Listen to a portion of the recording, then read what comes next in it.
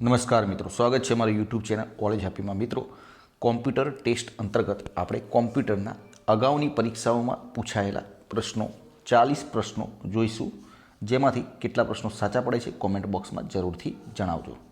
તો શરૂઆત કરીએ ફર્સ્ટ નંબરના ક્વેશ્ચનથી. HTML એટલે શું? HTML એટલે શું, જેનું ફૂલ ફોર્મ શું થાય છે, જેનો સાચો જવાબ રહેશે હાઇપર ટેક્સ્ટ માર્કઅપ લેંગ્વેજ.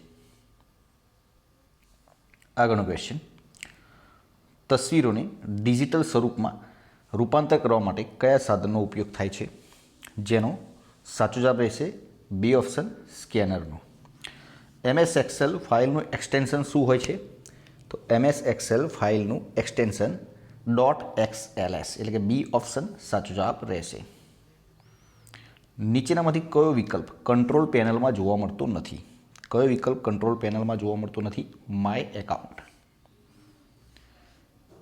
એક વેબ પેજ પરથી બીજા વેબ પેજ પર જવાની સુવિધા કોણ આપે છે? એક વેબ પેજ પરથી બીજા વેબ પેજ ઉપર જવા માટે હાઇપર લિંક દ્વારા તમે એક વેબ પેજ પરથી ડાયરેક્ટ બીજા વેબ પેજ પર જઈ શકો છો. ઓપન ઓફિસમાં વર્ડ એપ્લિકેશન જેવું કાર્ય કરતી એપ્લિકેશન કઈ છે? જેનો સાચો જવાબ રહેશે B option, writer. MS power પોઈન્ટમાં સ્લાઇડ શો શરૂ કરવા માટેની ફંક્શન કી કઈ છે? સાચો જવાબ રહેશે બી ઓપ્શન, F5. આઈપીનું પૂરું નામ શું છે? આઈપીનું પૂરું નામ થાય છે ઇન્ટરનેટ પ્રોટોકોલ. બિનજરૂરી મેઇલને કયા નામે ઓળખવામાં આવે છે? બિનજરૂરી મેઇલને જંક મેઇલ તરીકે ઓળખવામાં આવે છે. HTTPનું પૂરું નામ શું છે? HTTPનું પૂરું નામ શું છે? જેનું સાચો જવાબ રહેશે મિત્રો એ ઓપ્શન, એટલે કે હાઇપર ટેક્સ્ટ ટ્રાન્સફર પ્રોટોકોલ. ભારતમાં બનેલ પ્રથમ કમ્પ્યુટરનું નામ શું હતું?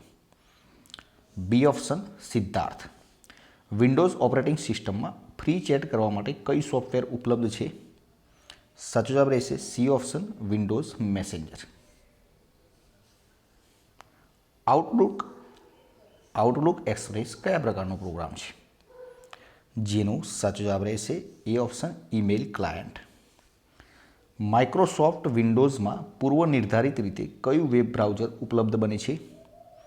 જેનો સાચો જવાબ રહેશે એ ઓપ્શન, ઇન્ટરનેટ એક્સપ્લોરર.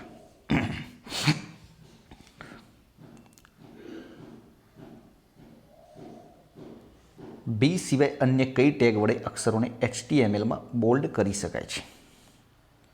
સાચો જવાબ રહેશે બી ઓપ્શન, સ્ટ્રોંગ દ્વારા. DBMSમાં સેવ પોઈન્ટ આદેશ ખાલી જગ્યામાં નિહિત થાય છે. 16મા નંબરના ક્વેશ્ચનમાં સાચો જવાબ રહેશે બી ઓપ્શન, TCL. HTML દસ્તાવેજો ડોક્યુમેન્ટ્સને આ પ્રકારથી સંચિત સેવ કરાય છે. સી ઓપ્શન, ASCII 2 અક્ષર દ્વારા. ઈમેલની સેવા આપતી સંસ્થાના નામને શું કહે છે? B option, hostname. કોષ્ટક ટેબલની રચના બદલવા કયો SQL આદેશ વપરાય છે? B option, alter. કમ્પ્યુટરમાં પૂર્વ નિર્ધારિત રીતે ફોલ્ડર કયા રંગનું જોવા મળે છે? જેનો સાચો જવાબ રહેશે સી ઓપ્શન, પીળા રંગનું.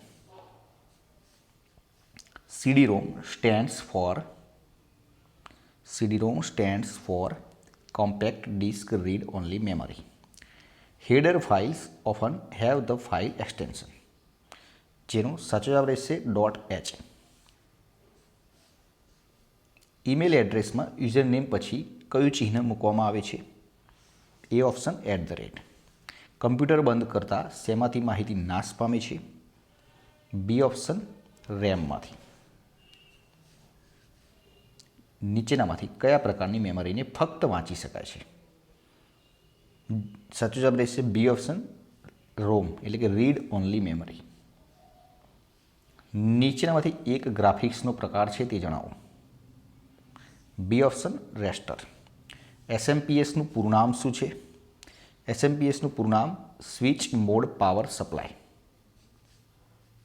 કોઈપણ ફાઇલ કે ફોલ્ડરનું નામ બદલવા માટે તેના પર રાઇટ ક્લિક કરી કયો વિકલ્પ પસંદ કરવામાં આવે છે? C option, rename. MS વર્ડમાં પેજને ઊભું દર્શાવવા કયા વિકલ્પનો ઉપયોગ કરવામાં આવે છે?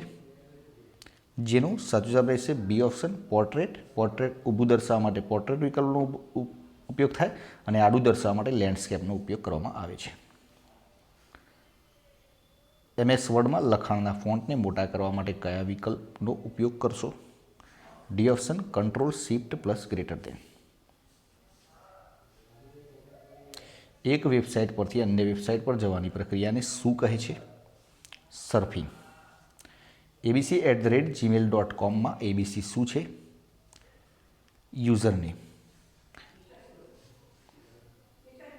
લેનનું પૂરું શું છે? લેનનું પૂરું નામ લોકલ એરિયા નેટવર્ક. માઉસના બટનને 2 વખત દબાવીને છોડી દેવાની પ્રક્રિયાને શું કહે છે? Double click. MS વર્ડમાં રેગ્યુલર, ઇટાલિક, બોલ્ડ વગેરે શું છે? Font style. સામાન્ય રીતે સીડીની સંગ્રહ ક્ષમતા કેટલી હોય છે? 700 MB. સીડી ડીવીડીમાં ડેટા કયા સ્વરૂપે સંગ્રહિત હોય છે?